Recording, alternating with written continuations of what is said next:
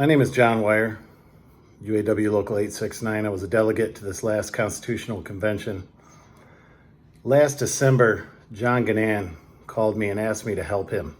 He was planning on running for president of the UAW.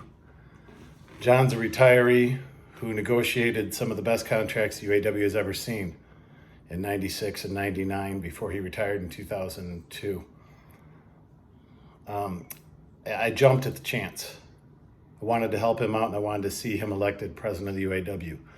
Unfortunately, through some rulings by our current president, Ray Curry, he was told he could not run. So we took it to the convention and I brought the resolution out of the submitted resolutions book to the floor where it was voted on and did not go through, unfortunately.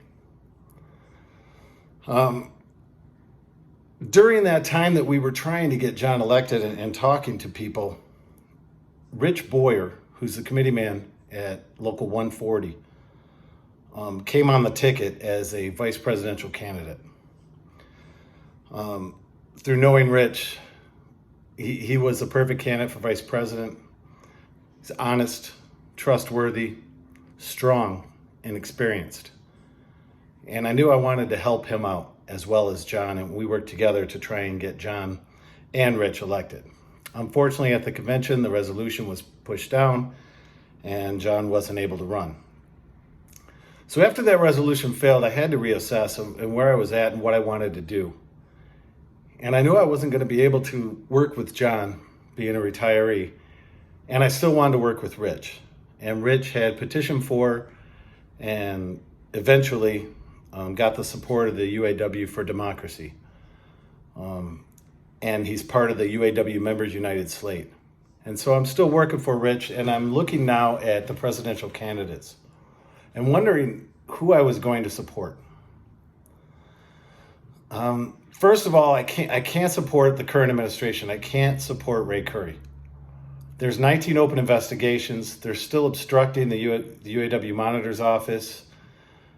What he did at the convention to ensure that the UAW Ethics Committee would be appointed by regional directors rather than appointed by a blind draw of volunteers, which is what the UAW Ethics Officer recommended, and pushed through that vote, as well as taking the $100 that we voted to help out our most vulnerable, our striking workers, and he pushed that vote through to take away that $100 from the people that need it the most, after pushing through a raise for himself, for the rest of the IEB, and their national appointments. It was just too disgusting. So there's no way I could support that. And I don't see how any UAW member could. Brian Keller, he just seems like too much of a wild card. He just seems like he'd sit down at negotiations and start swearing at everybody. And that's just not somebody I want to represent me at the bargaining table. I was able to work with Shawn Fain when I was at the UAW Chrysler Training Center. I know who Shawn is.